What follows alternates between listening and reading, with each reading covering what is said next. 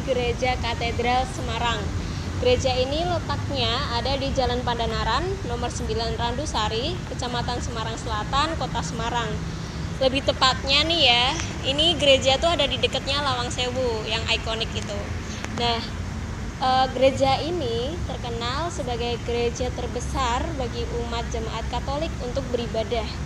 Nah, untuk gaya arsitektur hingga tata ruangnya akan kita bahas selanjutnya.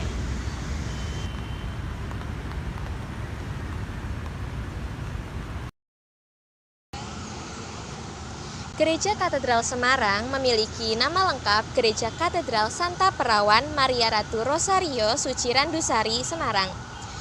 Bagian dari takhta suci Vikaris Apostolik oleh pengurus gereja bernama Monsieur J. Grove, seorang misionaris Suriname yang tinggal di Batavia.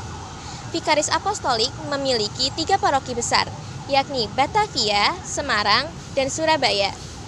Paroki Semarang yang saat ini kita tempati memiliki 3 stasi, yakni stasi Candi, stasi Bangkong, dan stasi Randusari. Gereja yang mulanya merupakan kantor dinas kesehatan Belanda bernama Dienst voor Volksgezondheid.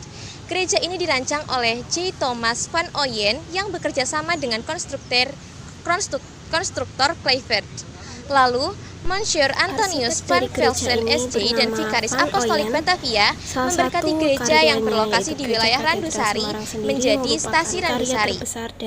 Bentangan sebuah tulisan Ego quasi rosa plantata superivos aquarum fructicavi memiliki arti aku bagaikan bunga mawar yang tumbuh subur di tepi aliran sungai. Tahun 1930, stasi Randusari ditetapkan menjadi paroki Randusari dengan diresmikannya pengurus gereja dan pengurus dana papan yang berada di Jakarta Pusat.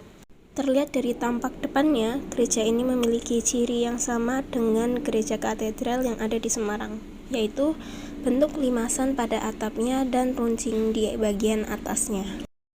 Dari sinilah kita tahu bahwa terdapat 2 karya gereja dari arsitek yang hebat ini. Namun, Van Ooyen tidak hanya merancang sebuah gereja, akan tetapi ada juga bangunan salah satu karya Van Ooyen yang berada di Semarang bernama Dharma Boutique Roastery. Dharma Boutique Roastery ini merupakan salah satu rumah kopi tertua yang ada di Semarang. Walaupun bangunan ini diselesaikan oleh arsitek Belanda, akan tetapi bangunan ini memiliki elemen-elemen Cina kuno.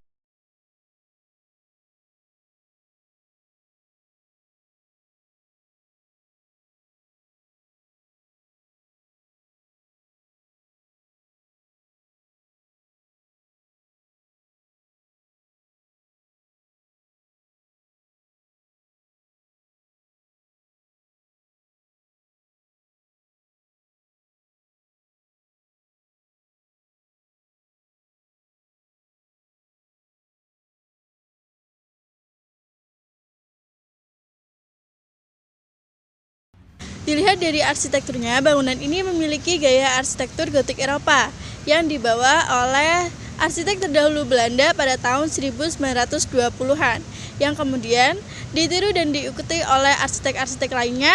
Salah satunya adalah arsitek dari bangunan ini yang bernama J. Thomas van Ooyen. Bangunan gotik Eropa sendiri memiliki ciri-ciri bagian ujung dari bangunan yang memiliki ujung runcing. Kemudian di dalam bangunan itu sendiri memiliki pencahayaan yang terang yang dihasilkan dari jendela-jendela yang berukuran besar yang dibangun di atas bangunan. Dengan segala keterbatasannya, bangunan ini didirikan dengan menyesuaikan iklim yang ada di Kota Semarang.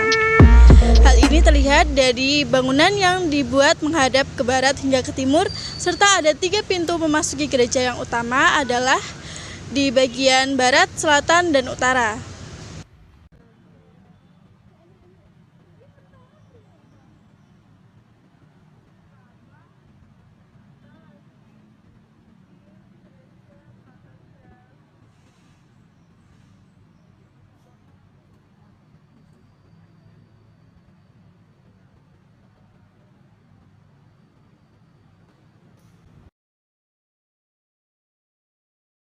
Berikut adalah denah dari Gereja Katedral Semarang.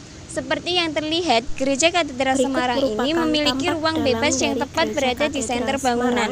Ruang bebas karena ini satu sangatlah dua luas hal, sehingga kelompok dapat kami menampung tidak lebih bisa dari 2 memasuki baris kursi gereja ini jemaat, untuk yang mana presentasi kapasitasnya lebih bisa lanjut. mencapai Jadi, kurang di lebih dalam 100 gereja orang ini umat. memiliki fasilitas Letaknya yang berada di sangat pusat lengkap kota bagi menjadi umat salah untuk satu beribadah, alasan Gereja Katedral ini seperti sangat altar, ramai di hari ibadah balkon, maupun hari raya dan keagamaan. lain-lain yang seperti ada Seperti di gereja video pada berikut umumnya, Gereja Katedral Semarang Tak ini hanya menggunakan skala eksteriornya keagungan, terlihat di mana memiliki saat gaya umat arsitektur memasuki gereja gotik tersebut Eropa, akan tetapi merasa kecil di hadapan interiornya pun Tuhan. juga memiliki gaya yang sama.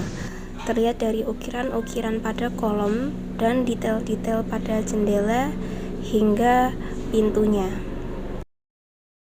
Sesuai dengan denahnya, ruang ibadah gereja ini sangatlah luas dan tidak banyak sekat yang memisahkan antar umat untuk beribadah.